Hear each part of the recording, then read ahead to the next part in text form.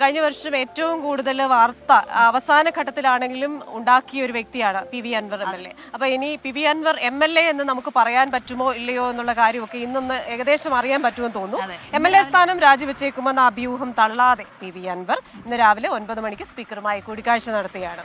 രാവിലെ 9:30 വാർത്താ സമ്മേളനം നടത്തും. അപ്പോൾ നിർണായക പ്രഖ്യാപനം നടത്തും എന്നാണ് അൻവറിന്റെ അറിയിപ്പ്. PV അൻവർ MLAയുടെ രാഷ്ട്രീയ നാടകങ്ങളുടെ പുതിയ എപ്പിസോഡ്. മുന്നണി മാറ്റവും തുടർച്ചയായ വാർത്താ സമ്മേളനങ്ങളും വെല്ലുവിളിയും ജയിൽവാസവും. ഏറ്റവും ഒടുവിലിത നിയമസഭാംഗത്വവും ത്യജിക്കാനൊരുങ്ങുന്നു. ഇന്ന് രാവിലെ 9 മണിക്ക് സ്പീക്കറെ നേരിൽ കണ്ട് രാജിക്കത്ത് നൽകുമെന്നാണ് സൂചന. MLA സ്ഥാനം രാജിവെച്ച് രക്തസാക്ഷി പരിവേഷത്തിനാണ് ശ്രമമെങ്കിലും മറ്റു വഴികളില്ലാതെയാണ് രാജി. തൃണമൂൽ കോൺഗ്രസിൽ അംഗത്വമെടുത്തതോടെ അയോഗ്യത ഒഴിവാക്കാനാണ് നീക്കം. സ്വതന്ത്ര MLAക്ക് മറ്റു പാർട്ടിയിൽ അംഗത്വമെടുക്കുന്നതിനുള്ള നിയമതടസ്സമാണ് പ്രശ്നം.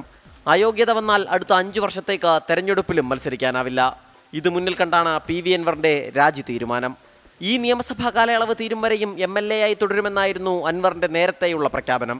തൃണമൂൽ കോൺഗ്രസിൽ അംഗത്വമെടുത്ത PV അൻവർ അയോഗ്യത നേരത്തെ അറിഞ്ഞിരുന്നില്ല എന്നാണ് സൂചന. പിന്നാലെ അംഗത്വമെടുത്തില്ല എന്ന വാദം നിരത്തിയെങ്കിലും അത് പൊളിഞ്ഞു. രാജ്യസഭാ അംഗത്വം ഉൾപ്പെടെ തൃണമൂൽ കോൺഗ്രസ് വാഗ്ദാനം ചെയ്തുവെന്നും PV അൻവറിന്റെ അടുപ്പക്കാർ പറയുന്നു. സ്പീക്കർക്ക് രാജിക്കത്ത് നൽകിയ ശേഷം രാവിലെ 9:30 തിരുവനന്തപുരത്തെ സ്വകാര്യ ഹോട്ടലിൽ വെച്ച് മാധ്യമങ്ങളെയും കാണും. 24 തിരുവനന്തപുരം.